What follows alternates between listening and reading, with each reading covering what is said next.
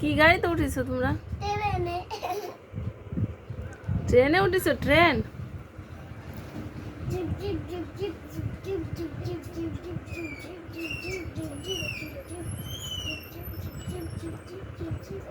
Train গাড়ি কি মজা? চলছে ট্রেন গাড়ি? ট্রেন গাড়ির মাথা তো চলছে না। ইঞ্জিল কো ইঞ্জিল? কই দেখি ইঞ্জিল দেখি।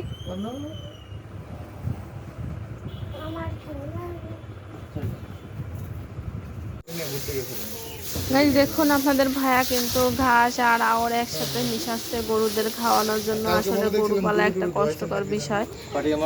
গরু পালতে গেলে অনেক সময় অনেক কিছু করতে হয়। দেখুন দোকানদার হয়েও কিন্তু সে অনেক পরিশ্রম করে, আমার সাথে সাথে সে হেল্প করে, গরুদের সাহায্য করে। পুরো আওরগুলা আর হচ্ছে ঘাসগুলা সে কেটে সুন্দর করে একদম সাইজ করে কেটে কেটে সুন্দর করে মিশিয়ে দিচ্ছে।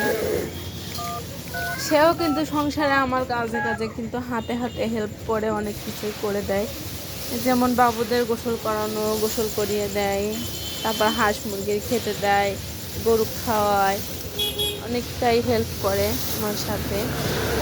এখন দেখুন এই পুরা ঘাসগুলা মিশিয়ে বস্তা ভরে দিবে, তাহলে আর কোনো টেনশন থাকবে না গরুদের খাওয়ানোর জন্য। তারপর সে আবার ঈশ্বরদী চলে যাবে মাল কিনতে। আমি আর আরিয়ান দোকানে থাকবো রোজ।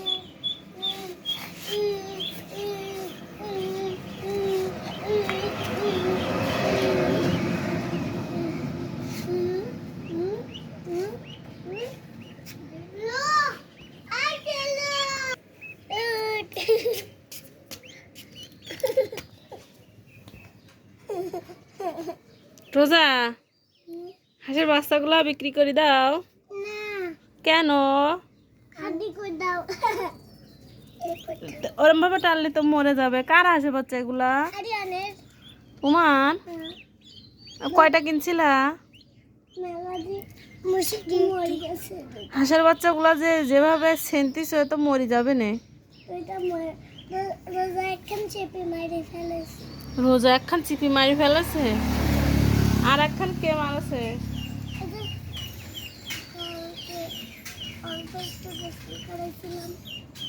তাই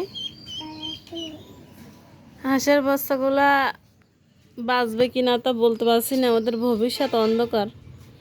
রোজা আর আরিয়ান এমনভাবে হাঁসের বাচ্চাগুলাকে ছেনতেছে, দুইটা অলরেডি মারা গিয়েছে, আর এটা ঝেমছে, এটুক ঝেমতেছে। আমি কোলে নেব না, তুমি কোলে নেও।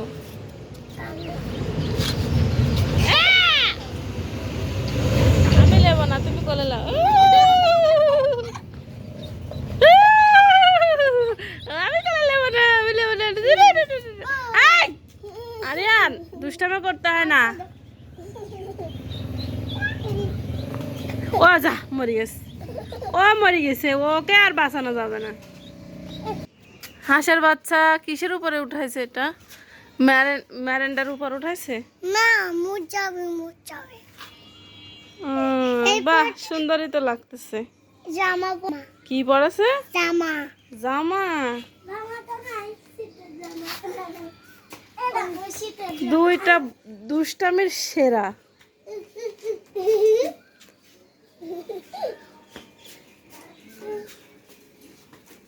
এত দুষ্টামি করছে বাচ্চাগুলাকে নিয়ে।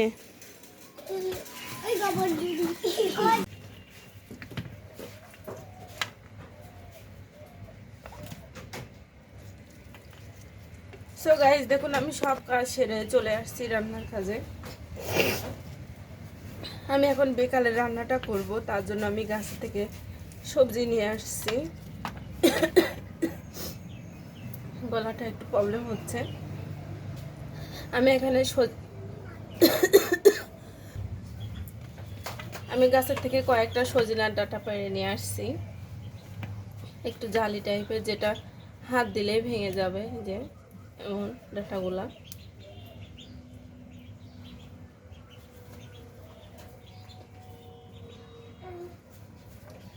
আর এখানে নিয়ে নিয়েছি দুইটা পুঁই শাকের আর কি ডোগ, আর এখানে কয়েকটা ফল। এখন আমি সুন্দর করে কেটে নিব। আর এখানে নিয়ে নিয়েছি সিম। এখন সিম থেকে আমি বিচিগুলো বের করে নেব। আমি এভাবে সিম থেকে বিচিগুলো বের করে নেব।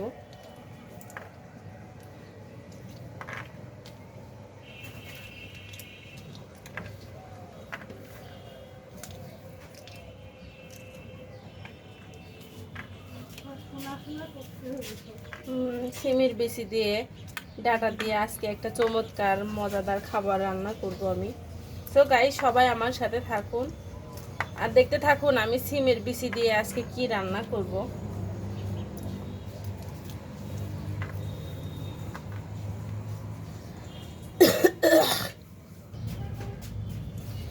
তরকারিটা আমি সুন্দর করে ধুয়ে নিয়েছি। এখানে আমি এখন প্রথমে মশলাটা পেস্ট করব।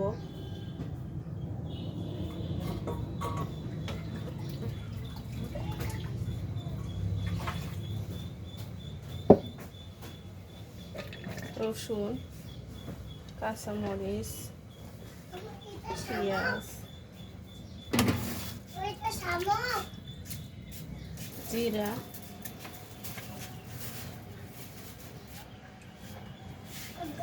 পানি,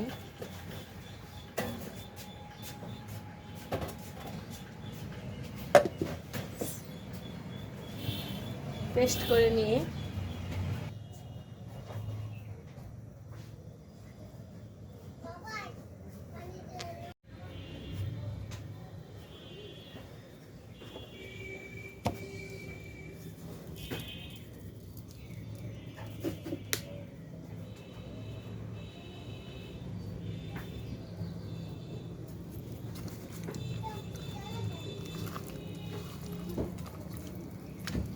মাছটাতে আমি প্রথমে লবণ হলুদটা মাখিয়ে নিলাম। আমি কয়েক মিনিট লবণ হলুদ মাখিয়ে রেখে দিব।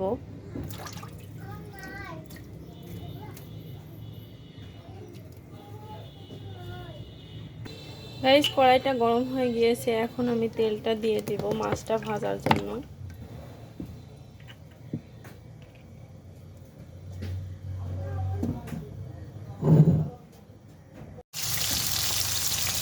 মাছটা আমি এখন একে একে উল্টে দিব।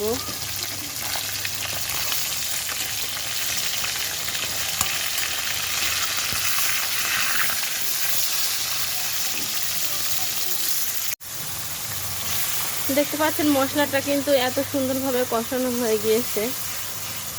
আমি এখন এখানে ডাঁটা, আলু, পুঁই শাকের ফল মানে বিভিন্ন রকমের সবজি দিয়ে যে সিমের বিচি রান্না করব। আমি ধুয়ে রাখা এই সবজিগুলা দিয়ে দিলাম। এখন আমি মশলার সাথে সুন্দর করে মিশিয়ে নেব।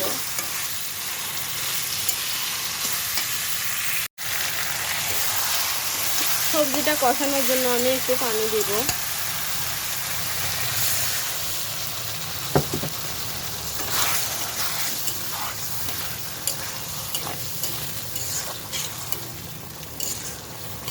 আবারও ঢেকে দিব।